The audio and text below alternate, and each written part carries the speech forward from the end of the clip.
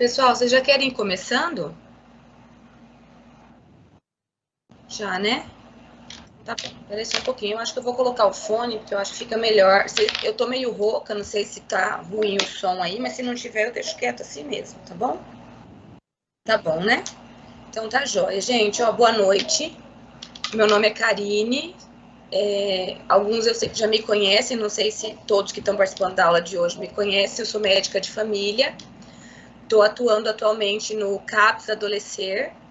E aí hoje a gente vai falar sobre o transtorno depressivo maior, tá bom? Deixa eu só chegar aqui.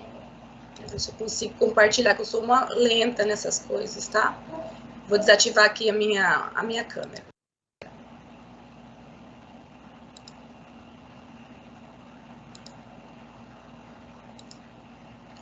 Estão vendo? Sim, prof. Tá de boa aí para vocês? Como é que eu faço para tirar essa telinha daqui, gente? Ah, tá aqui. Então tá bom. Hoje a nossa aula é sobre o transtorno depressivo maior, tá? Que é uma patologia que a gente já tá acostumado e habituado a ver todos os dias, né? Seja em qual instituição a gente estiver atuando, no ambulatório, dentro da atenção primária, nos ambulatórios de especialidade, no hospital.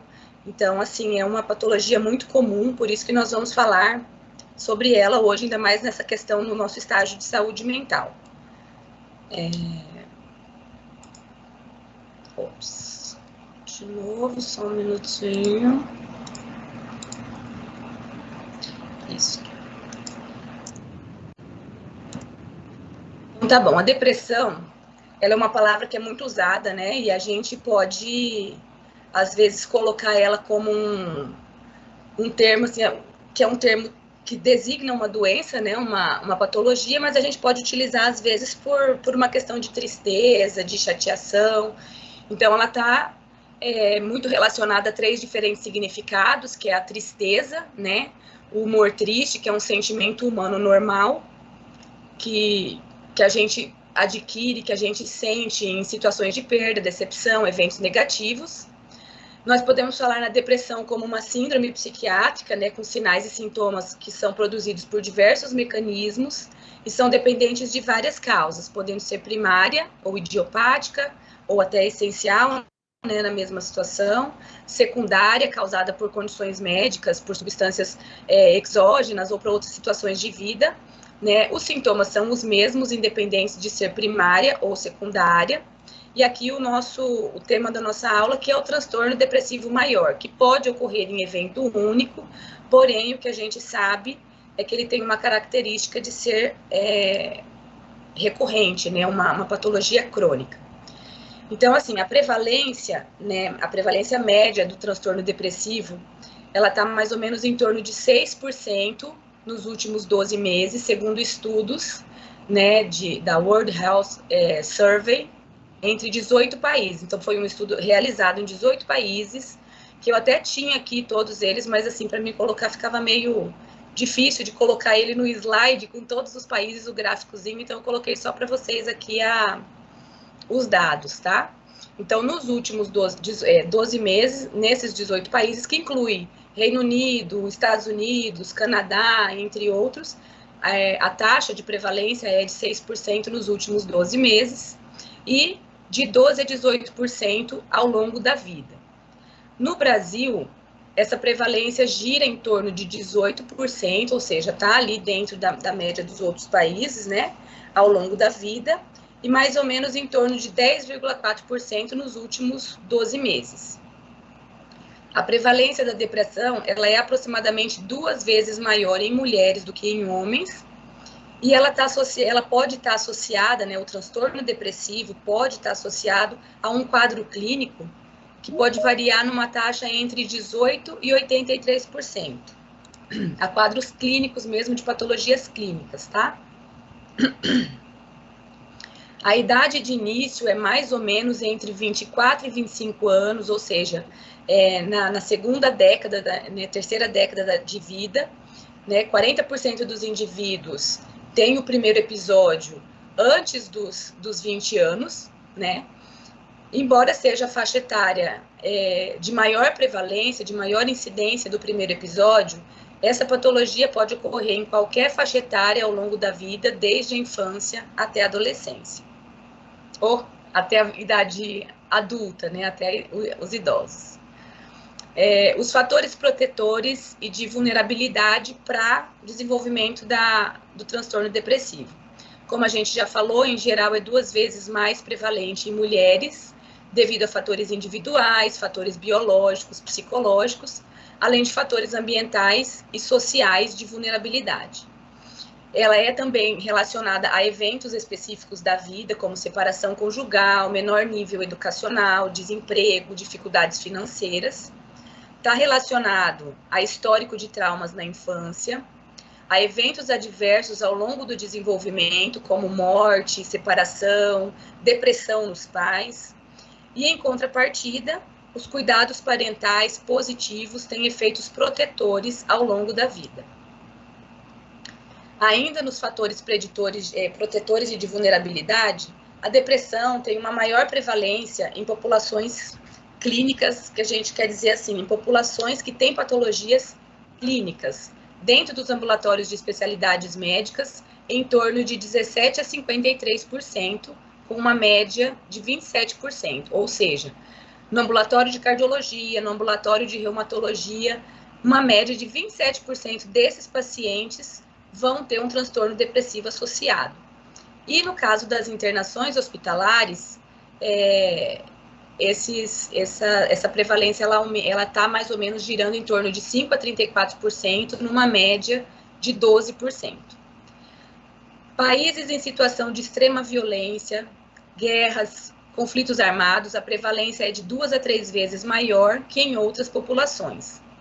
E a identificação de fatores de risco para transtornos depressivos pode ser bem importante para indicar a necessidade de screening de depressão, especialmente na atenção primária. Aqui tem um quadrinho que eu tirei do Tratado de Psiquiatria da ABP, falando dos fatores de risco que são indicativos para a gente fazer um screening para depressão, né, segundo o Canadian Network for Mood and Anxiety. Condições clínicas. Então, histórico de depressão, que a gente vê isso, né, conversa, a gente pergunta isso na anamnese dos nossos pacientes, seja onde for, né, quando a gente percebe alguma situação. Histórico familiar de depressão. Histórico de outras comorbidades psiquiátricas, como, por exemplo, transtorno de personalidade, transtorno bipolar, transtorno esquizofrênico. Adversidades e estressores ambientais. Procura frequente por serviços de saúde, doenças crônicas, em especial doenças cardiovasculares, diabetes e neurológicas, e períodos de mudanças hormonais, como na gestação, no puerpério e no climatério. E os sintomas que a gente pensa, né, que são sintomas que às vezes não estão tão na cara, mas que a gente sempre pensa em relação ao transtorno depressivo, são sintomas físicos sem explicação, dores, náuseas, vômito, que não tem explicação, que a gente não consegue colocar dentro de nenhuma síndrome, de nenhuma outra patologia, dor crônica, cansaço, fadiga, insônia, ansiedade e uso de substâncias. Comorbidades. Então, assim, a gente sabe que o transtorno depressivo, ele tem comorbidade, ele está em comorbidade com diversas outras patologias, né? Estudos confirmam grande prevalência dessas comorbidades psiquiátricas associadas a esses transtornos. Os transtornos de ansiedade, por exemplo, eles ocorrem em 30,6% dos indivíduos deprimidos. Principalmente, por exemplo, dentro dos transtornos de ansiedade, a gente vê o transtorno de ansiedade generalizada, em torno de mais ou menos 19%, quase 20% praticamente. Transtorno do pânico, um pouco mais que 11%. A fobia social, ela está associada ao transtorno transtorno depressivo em quase 10%.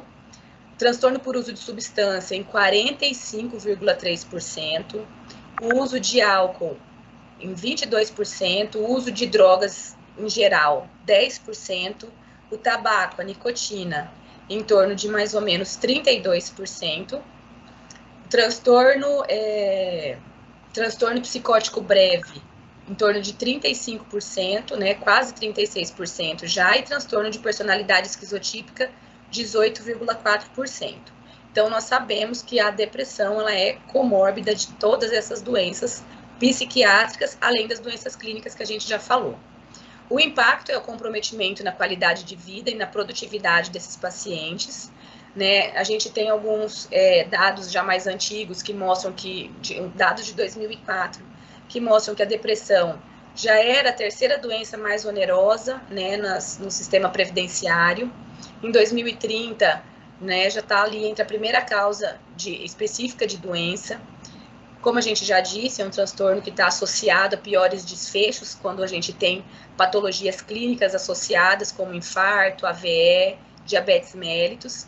E, especialmente nas mulheres, tem um impacto negativo no desenvolvimento dos filhos e na dinâmica familiar. A etiopatogenia, ela é de origem multifatorial, a gente sabe que não é só uma coisa, né, uma situação apenas que gera essa questão do transtorno depressivo. Nós temos a interação gene-ambiente, muitos estudos mais recentes mostram que, além da genética, né, das alterações genéticas que a pessoa tem ali no seu sistema, o ambiente ele está totalmente relacionado, né? Nem todo mundo que tem uma genética para isso, se não tiver um ambiente favorável, nem sempre eles vão desenvolver quadros de transtornos depressivos. Fatores biológicos como doenças físicas, alterações neurobiológicas, conteúdo genético, como a gente acabou de falar, situações, né, relacionadas a alterações psicológicas, como dificuldades de relacionamentos interpessoais, dificuldades de adaptação às adversidades, situações sociais, como desemprego, poucos laços sociais, situação socioeconômica desfavorável. Tem a questão da hipótese monoaminérgica, que já é uma hipótese já bem antiga, já bem estudada, que é relacionada à escassez das aminas biogênicas na fenda sináptica, né, como a noradrenalina, serotonina e a dopamina.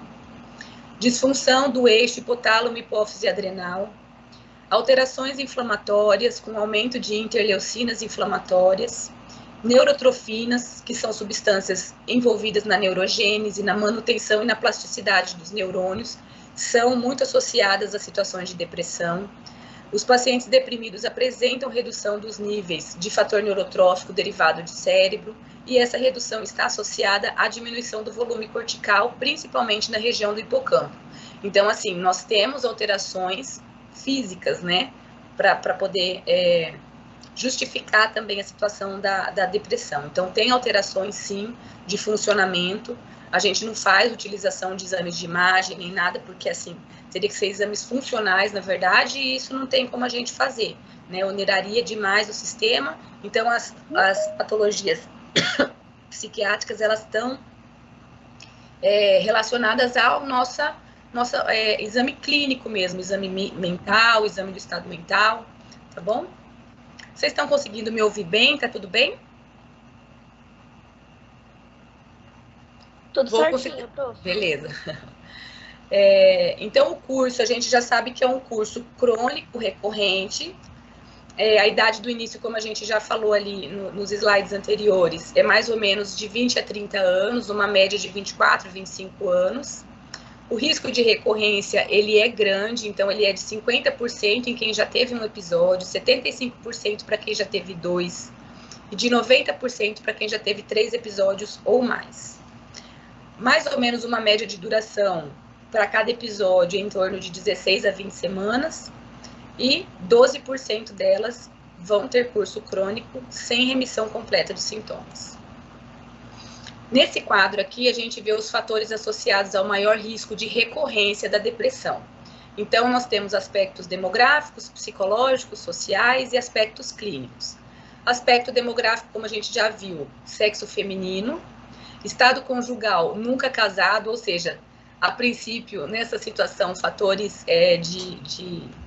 de proteção, né, estar casado, estar num relacionamento, né, é um fator protetor, principalmente em relação a suicídio e também em relação a transtorno depressivo. Ter moradia própria, né, diante do enfrentamento de estressores. Nós todos os dias, hoje a gente teve um grupo que foi com a gente fazer a visita domiciliar, já teve outros grupos que foram, e vocês já tiveram também essa oportunidade dentro do estágio de saúde coletiva, nos PSFs. Então, a gente vê as situações dos pacientes em casas com muita dificuldade, casas de difícil estadia mesmo, você não consegue ficar dentro, que não tem um mínimo de conforto, dificuldade de higiene, dificuldade de manutenção. Então, não tem como uma pessoa ficar bem do ponto de vista da saúde mental em situações assim. Então, se você tem uma casa própria diante do enfrentamento por problemas, é um fator protetor também. Aspectos psicológicos, sociais e eventos de vida. Prejuízos funcionais significativos em áreas como trabalho, lazer e relacionamentos após remissão, ou seja, esses tipos de situação, eles fazem, são fatores de risco associados à recorrência do transtorno depressivo, pouco suporte social, transtornos de personalidade, traumas de infância, como histórico de abuso emocional, físico ou sexual, estratégias não adaptativas e baixa autoeficácia, sensação de pouco controle sobre as circunstâncias da vida, religiosidade, espiritualidade, também são situações que nos ajudam a ver todos os dias a situação da recorrência do quadro depressivo. Aspectos clínicos. Quanto mais jovem o primeiro episódio, a chance é maior de ser um quadro mais recorrente. A gravidade e a duração do primeiro episódio também são fatores de risco. O número de episódios depressivos anteriores. A presença de comorbidades psiquiátricas como distimia, ansiedade generalizada, fobia social. Sintomas depressivos subsindrômicos. Quadros depressivos em pacientes com maior idade, os idosos, né? História familiar de transtorno depressivo e tabagismo. Aspectos psicopatológicos da síndrome depressiva. Então, a síndrome depressiva, ela causa alterações em todas as funções mentais, né? Especialmente afetividade, psicomotricidade, senso-percepção, memória, mas as mais afetadas são as funções afetivo-volitivas. O paciente apresenta desânimo, fraqueza, falta de energia, perda de iniciativa, indecisão, dificuldade de transformar decisões em ações, ocorre alteração do pensamento, da fala, da linguagem, atenção, aparência, atitude. O diagnóstico, então, ele vai caracterizar-se por respostas afetivas inadequadas às situações que experimentamos ao longo da vida, né? Os principais sintomas, um pouquinho mais repetindo mais uma vez, dos principais sintomas: humor depressivo durante a maior parte do tempo, desinteresse pelas atividades do dia a dia, insônia ou sono exagerado, agitação psíquica ou física, ou lentidão mental e motora, sentimento de inutilidade, fadiga, perda de energia, pensamento lentificado, o cognitivo está reduzido aqui, então a capacidade diminuída de raciocínio e concentração, e pensamentos recorrentes de morte e de ação suicida. Então aqui eu vou até passar, porque é uma situação que a gente já falou, né, que são fatores que são mais sugestivos, né, da gente desconfiar de um quadro depressivo. Aqui são os critérios diagnósticos de acordo com a CID-10. Mas como nós já temos a CID-11, né, que ela ficou um pouquinho, ela na verdade ela teve pouca mudança, né, mas persiste essa questão do humor depressivo e da perda de interesse. Então eu vou passar pro slide da frente, tá? Aqui a gente tem os critérios de depressão maior segundo o DSM-5. Aqui eu coloquei um quadrinho que tem os critérios segundo o DSM-5 e segundo a CID-11, tá bom?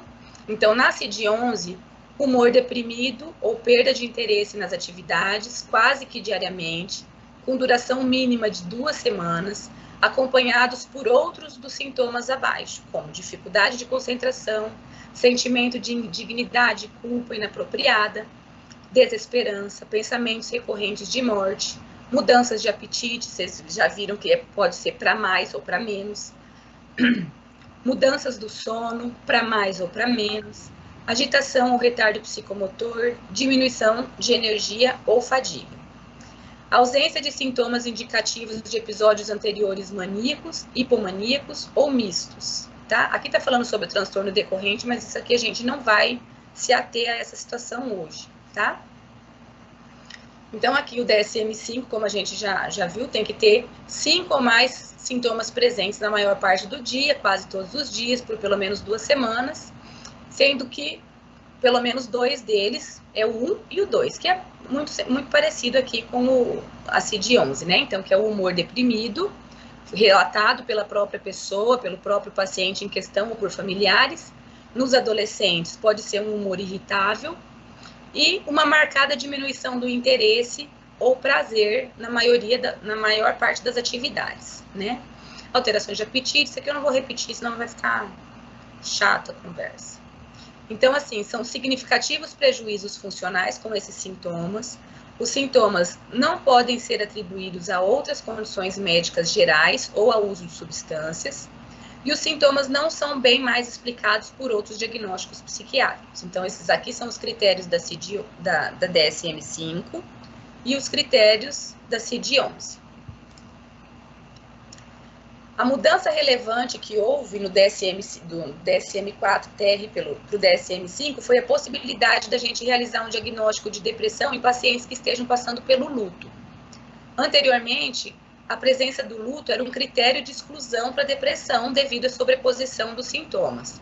Atualmente, existem sintomas indicativos, né? Ou seja, existindo sintomas indicativos e não esperados de um processo de luto normal, como ideação suicida, sintomas graves, psicóticos, intensa perda de energia, prejuízos funcionais, o diagnóstico de depressão pode ser realizado. Então, além da situação do luto, o paciente pode ser diagnosticado com depressão nessa situação. Aqui tem um quadro também da descrição dos transtornos depressivos conforme o DSM-5. Esses são as características, na verdade, assim, a gente está falando mais sobre o transtorno depressivo maior. Entendendo o transtorno depressivo maior, a gente entende tudo isso daqui, né? Falando do transtorno disruptivo de desregulação do humor, né? Um humor persistentemente irritável, frequentes crises de raiva, podem ser manifestadas verbalmente ou no comportamento, que são desproporcionais aos acontecimentos, né? E ao desenvolvimento da criança e do adolescente iniciados após os 6 anos de vida. Então, isso aqui o transtorno disruptivo de desregulação do humor, ele está mais relacionado a um diagnóstico infantil. O transtorno depressivo maior, que a gente está vendo agora, o transtorno depressivo persistente, que são sintomas depressivos persistentes por no mínimo 2 anos, né? O diagnóstico anteriormente era chamado de distimia. Em crianças e adolescentes, pode se caracterizar humor irritável persistindo pelo menos por 1 ano. O transtorno disfórico pré-menstrual, que são alterações de humor e sintomas como labilidade, depressão, irritabilidade no período menstrual. Transtorno depressivo induzido por substâncias, né, que é um quadro relacionado ao uso de substâncias ou medicamentos, e ele não é explicado por outros transtornos depressivos antecedentes, nem por sintomas breves de intoxicação e delírio. E os transtornos depressivos devido a outras condições médicas gerais, que são esses que nós encontramos em condições clínicas, além dessas como essas que a gente já falou anteriormente. Aqui tem um resuminho também dos especificadores do transtorno depressivo, conforme o DSM-5. Transtorno depressivo com sintomas ansiosos, com características melancólicas, com características atípicas, mistas, com características psicóticas, com catatonia, com início periparto, com padrão sazonal, em remissão e gravidade leve, moderada e severa. E esses são exemplos de condições médicas gerais para o diagnóstico diferencial nos transtornos depressivos. Então, assim, tem muitas situações neurológicas que fazem com que o paciente tenha sintomas parecidos, né, semelhantes à depressão, e que também podem ser explicados por essas condições neurológicas, né? Então, demências, esclerose múltipla. Então, aqui está uma listinha de exemplos de condições médicas para situações de diagnóstico diferencial de transtorno depressivo, tá bom? O tratamento. O objetivo principal do tratamento da depressão além mais do que a resposta, né, ou seja, de diminuição dos sintomas, é atingir a remissão, isto é, a ausência completa dos sintomas. Então, a gente pode contar como forma de tratamento com a psicoterapia, mudanças no estilo de vida e a terapia farmacológica. Os antidepressivos, eles produzem uma melhora dos sintomas em torno de 60% a 90% no prazo de um mês, enquanto o placebo em torno de 30%. Então, assim, nós sabemos que em situações, principalmente de transtorno depressivo moderado a grave, nós temos sim uma melhora relacionada ao uso de medicação, né, em relação ao placebo. Nem todo mundo vai conseguir atingir a remissão. Como nós vimos, tem 12% de pacientes que não vão conseguir atingir a remissão completa. Aqui falando sobre a psicoterapia, que é uma coisa que assim, eu indico na imensa maioria das vezes, como uma forma, obviamente, de tratamento em conjunto com situações como depressão moderada e grave, que tem que ter medicação, a psicoterapia, às vezes, em casos mais leves, a gente consegue só com a psicoterapia ter uma boa melhora. Então, existem vários tipos, várias vertentes da psicoterapia, vários modos, psicoterapia de apoio, breve, interpessoal, comportamental, cognitivo-comportamental, terapia de grupo, de casal, de família, que são várias situações que a gente pode beneficiar o paciente no sentido do tratamento. No SUS, é meio difícil a gente encontrar todas essas metodologias diferentes, então, assim, a gente vai no que tem, né? Mas quando a gente tem a possibilidade de indicar um tipo específico, né? A gente indica muito a terapia cognitivo-comportamental com muita melhora, com uma objetividade maior e com muita boa resposta. Os fatores que influenciam na melhora é a motivação do paciente, se a depressão é leve a moderada. Quando é leve, é mais fácil o paciente ainda ter um pouco de motivação, porque em depressões moderadas a grave, essa motivação ela está praticamente abolida, né? E se você tem um ambiente estável e uma capacidade de insight, você tem uma melhor resposta. Em relação ao tratamento medicamentoso, qual é o melhor antidepressivo? Nós não temos uma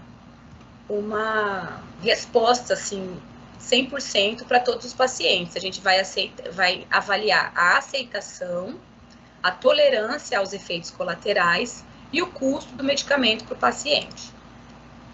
Quanto tempo tratar? A gente tem, assim, mais ou menos uma regrinha em relação, para ficar mais didático esse tratamento, né, esse acompanhamento, para a gente ter uma noção de quanto tempo a gente vai tratar os pacientes.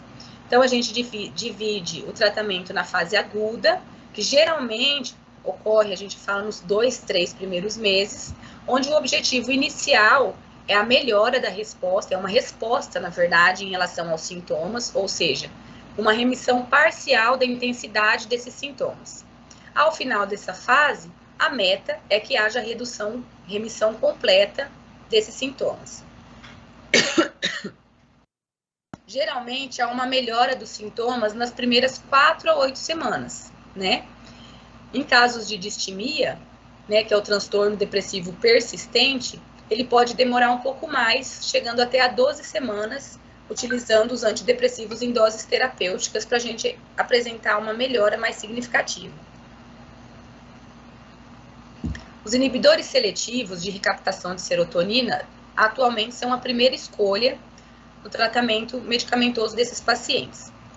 Os antidepressivos tricíclicos a gente ainda utiliza bastante, né? Eles conseguem ter uma resposta melhor quando a gente chega pelo menos a 100 miligramas, né? Entre 100 e 150 miligramas, que são doses que a gente chama de doses antidepressivas, terapêuticas mesmo. Então, às vezes, o que atrapalha o uso dos antidepressivos em doses mais altas são os efeitos colaterais. Nem sempre o paciente tolera. Por isso que a gente acaba optando pelos inibidores seletivos, porque eles têm um perfil melhor de efeito colateral, mais fácil de tolerar. E a gente sempre tem que levar em consideração o risco de suicídio, de auto ou de heteroagressão. Então, a gente viu ali a fase aguda, que são os primeiros 3 meses, né? Então, os 2, 3 primeiros meses. Então, nas primeiras 8 semanas, a gente já tem, na maioria das vezes, uma resposta. A fase de continuação ela é mais ou menos, dura mais ou menos de 6 a 9 meses, né, do que se seguem a fase aguda. O objetivo é consolidar a melhora, evitando a recrudescência de sintomas depressivos. A duração dessa fase deve ser avaliada caso a caso, de acordo com a presença de fatores de risco, como, por exemplo, depressão recorrente ou outras patologias clínicas, ou até outros tipos de comorbidades psiquiátricas, né? Nesta fase, o tratamento geralmente é maior que 1 ano. Então, a gente conta ali os 2, 3 primeiros meses e os 6 a 9 meses que a gente tem que se segue aquela fase. Após esse período, se não houver piora dos sintomas, pode-se começar a pensar em descontinuar o fármaco gradualmente até a sua retirada total. Geralmente, quando para antidepressivos tricíclicos, a gente vai reduzindo de 25 miligramas a cada mês e antidepressivos inibidores seletivos, 10 miligramas a cada mês. Quanto tempo a gente vai tratar ainda nessa situação? Então, fase aguda, fase de continuação, fase de manutenção, que às vezes pode levar 1 ano ou mais. E o objetivo é evitar novos episódios. Se o episódio atual de depressão for uma depressão recorrente, a gente tem que manter por pelo menos 2 a 5 anos esse medicamento. E a partir do 3º episódio, ou de episódios subsequentes, a gente pode utilizar a medicação por tempo indeterminado, sem redução das doses utilizadas na fase aguda. E outra situação muito importante é a psicoeducação, que é você ensinar o paciente e os familiares da importância do tratamento correto, no sentido da continuidade, do uso disciplinado do medicamento, da forma como foi prescrita, da necessidade de uma atividade física, da necessidade de mudança de estilo de vida, né, da necessidade de ter um apoio, um suporte familiar. Então, a gente tem que constantemente estar fazendo essa psicoeducação com os pacientes e com os familiares. Então, resumindo, após a remissão dos sintomas, o tratamento deve ser mantido por pelo menos 9 meses, na mesma dose em que se alcançou a resposta terapêutica, para a gente evitar o risco de recorrência. Na presença dos seguintes fatores, continuar por pelo menos 2 anos. Sintomas depressivos, transtorno, episódio depressivo prévio, pelo menos 2 episódios nos últimos 5 anos. Sintomas depressivos residuais, episódio prévio grave, prolongado ou de difícil remissão. Consequências de recorrência, se as consequências da recorrência forem graves, a gente também tem que continuar, como risco de suicídio, incapacidade para o trabalho, comprometimento importante da funcionalidade. Quando uma tentativa com antidepressivo apresentar uma resposta parcial ou uma ausência de resposta, a gente considera 4 alternativas a serem implementadas, coisa que a gente já faz no dia a dia, que vocês estão habituados. A otimização, que é o aumento da dose e do tempo do uso do medicamento que você já está usando. A potencialização, que é a utilização de medicação não antidepressiva, como, por exemplo, T3, lítio e antipsicóticos atípicos. A combinação, que é o uso concomitante de 2 antidepressivos de classes diferentes, como, por exemplo, inibidor seletivo de recaptação de serotonina com antidepressivo tricíclico, ou os inibidores seletivos com trazodona, quando o paciente tem dificuldade para dormir. E podemos pensar também na troca do medicamento, quando não há resposta satisfatória ou quando os efeitos colaterais são intoleráveis. Falando um pouquinho sobre os antidepressivos tricíclicos, o mecanismo de ação é a inibição da recaptação de serotonina e de noradrenalina. As medicações que a gente mais utiliza são a amitriptilina e a imipramina. A dose, né, deles são mais ou menos iguais, são entre 25 miligramas e 250 miligramas por dia. Temos também a clomipramina, de uso mais ou menos entre 10 e 250 miligramas dia, e a nortriptilina, que é o Pamelor, 10 a 150 miligramas dia. Então, são medicamentos que, assim, até a gente ter uma dose terapêutica, que tem que ser pelo menos acima de 100, muitos desses efeitos colaterais aqui, ó, eles já vão estar presentes, então é difícil do paciente tolerar.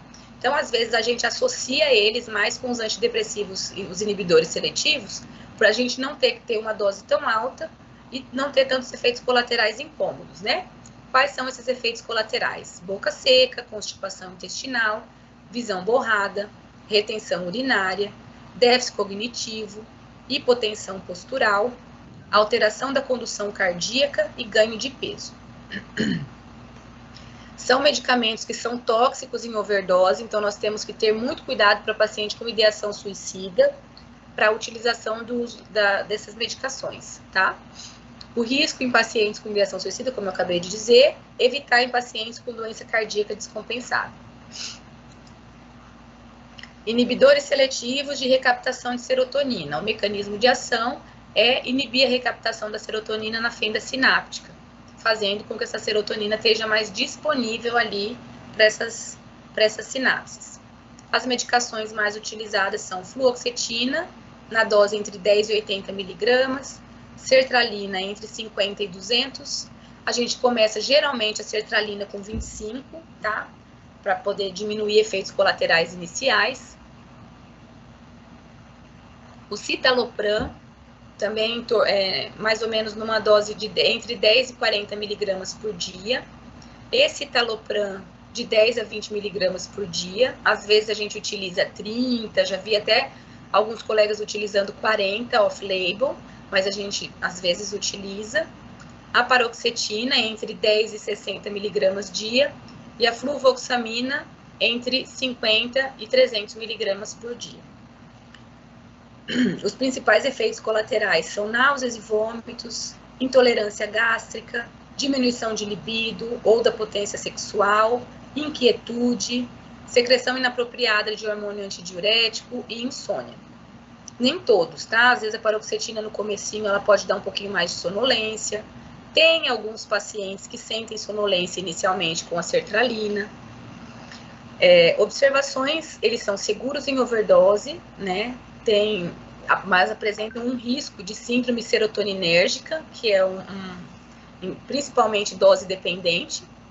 O risco de síndrome de retirada, especialmente com a paroxetina, que é quando você para subitamente a medicação, o paciente tem efeitos muito ruins, às vezes náusea, dor de cabeça, piora muito aguda da ansiedade.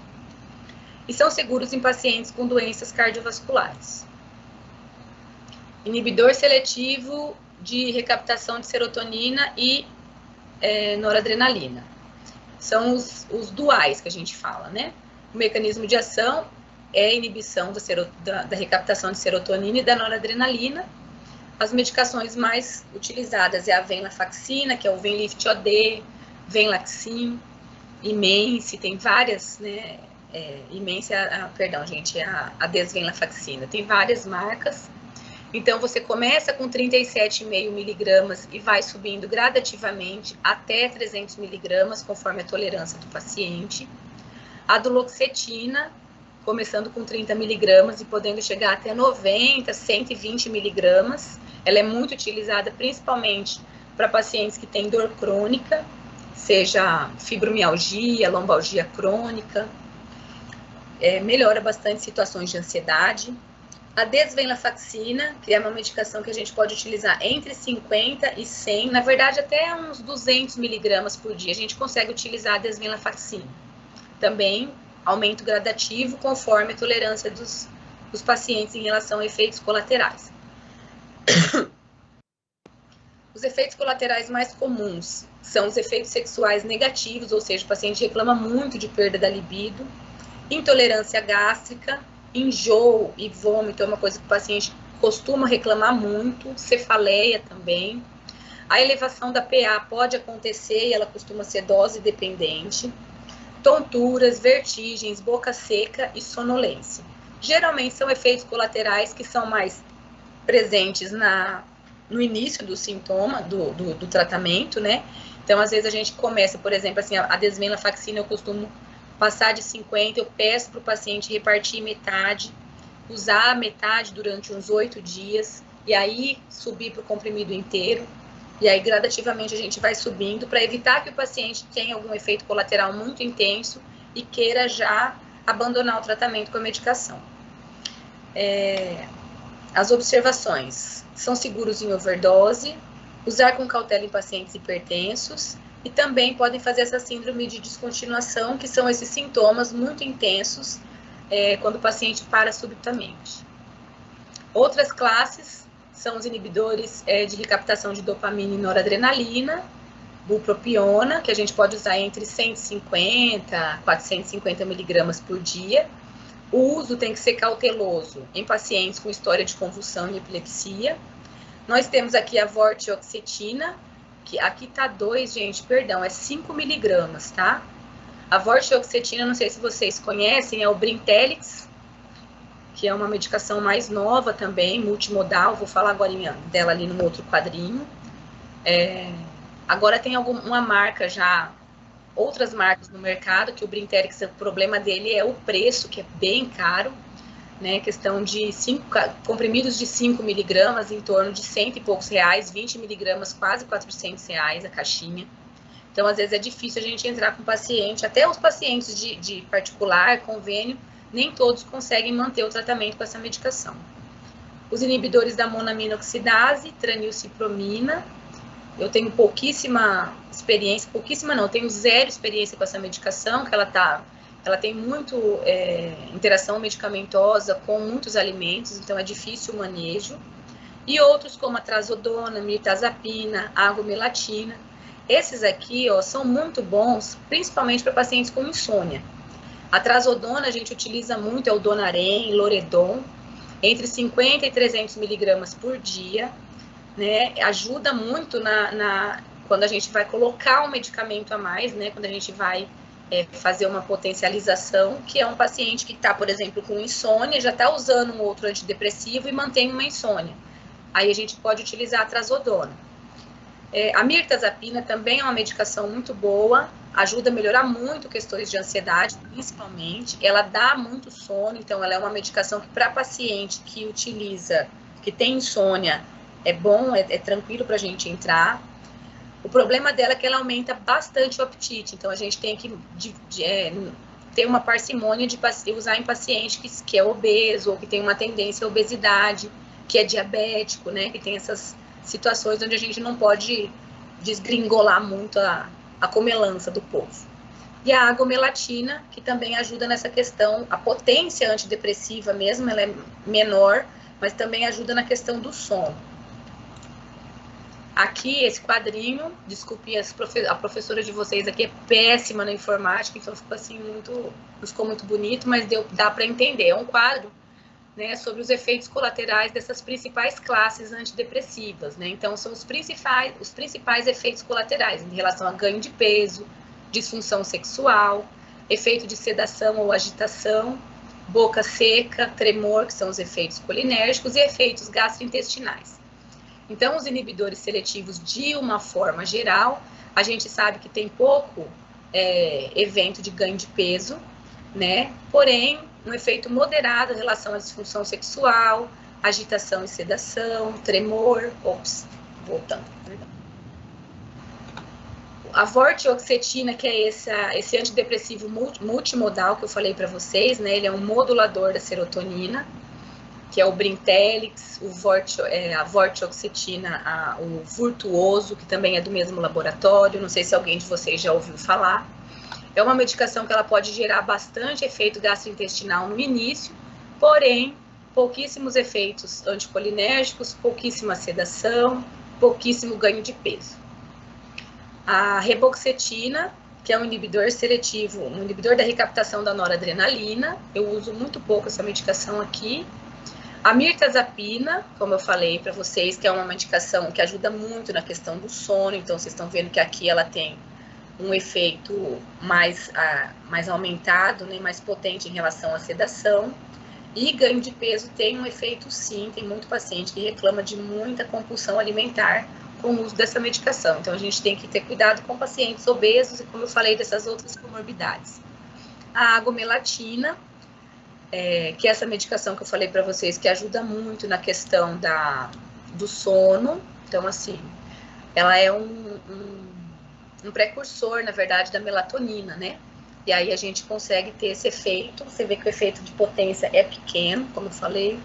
A bupropiona, que é um inibidor de recaptação de noradrenalina e dopamina. Ela é uma medicação que hoje em dia a gente está utilizando bastante, por exemplo, para compulsão alimentar, para uma medicação adjuvante na questão coadjuvante na questão da perda de peso. Ela ajuda bastante o paciente que está muito com falta de energia, né? Aquele paciente que fica muito cansado, muito fadigado, ela dá uma melhora nessa questão da fadiga. É muito utilizada também para paciente que está tentando parar de fumar. Inibidor seletivo de recaptação de serotonina e noradrenalina, como a Venla, a Desvenla e a duloxetina. Tem um efeito de disfunção sexual grande, mas é muito bom. Pacientes também que têm uma fadiga também costumam ter uma boa resposta com ele. Os antidepressivos tricíclicos, imipramina, clomipramina, nortriptilina, dá muita boca seca, tremor, turvação visual, dá ganho de peso também. Os imaus e a trazodona, que é uma medicação que ajuda muito nessa questão do auxílio para paciente com insônia, né? Você vê que não tem muita questão de ganho de peso.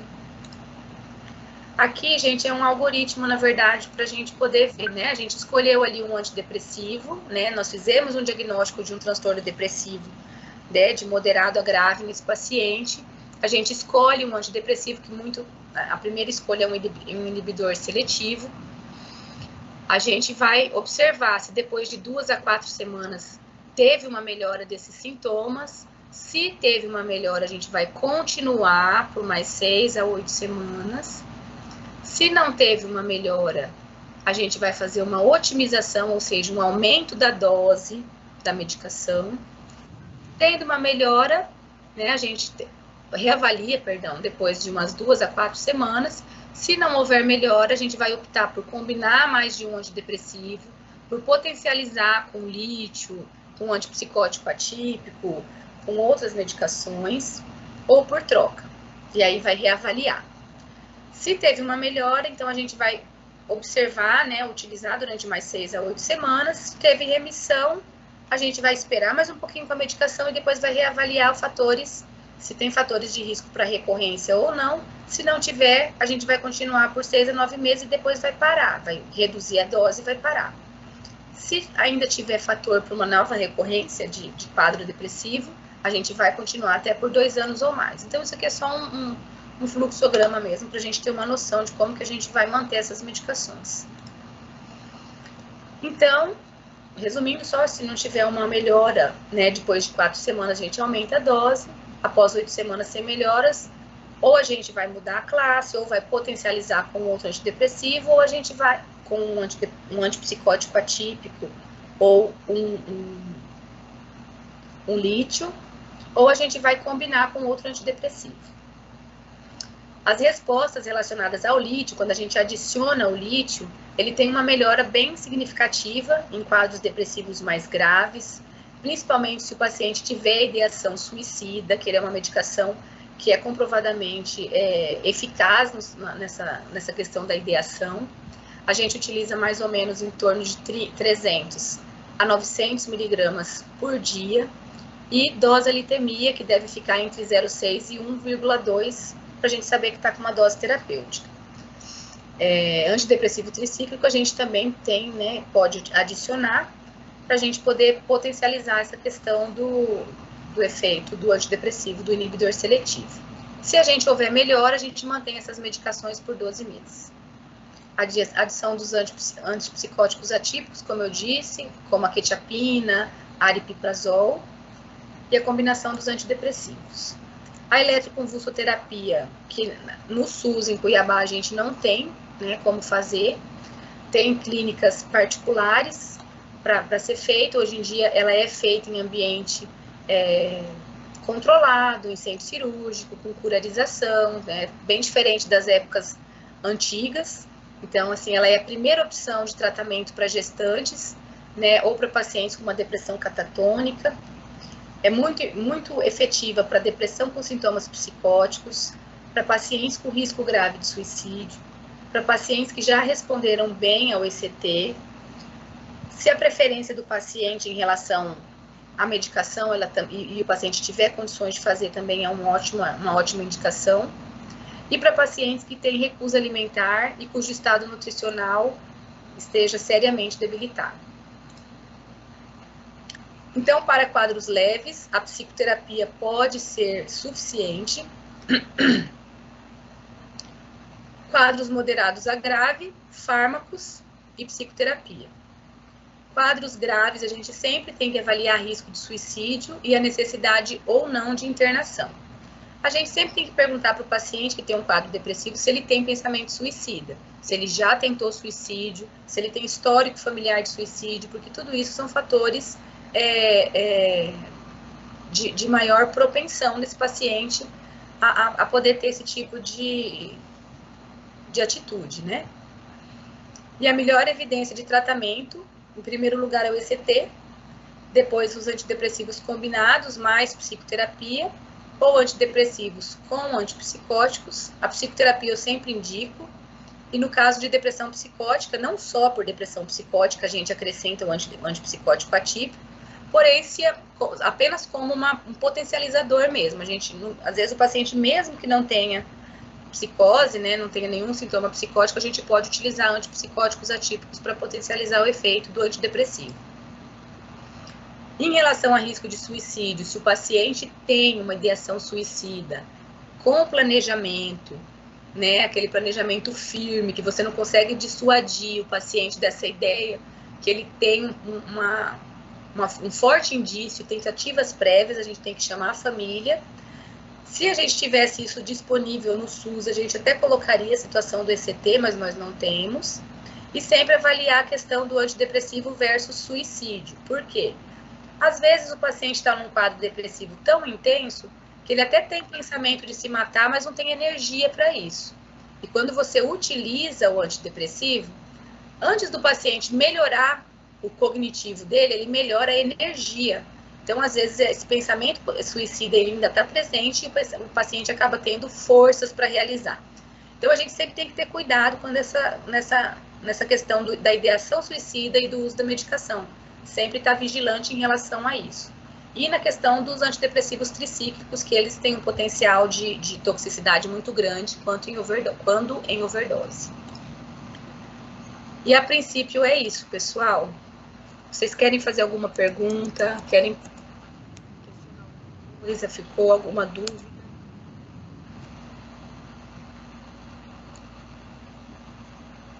Alguém? Acho que não, prof.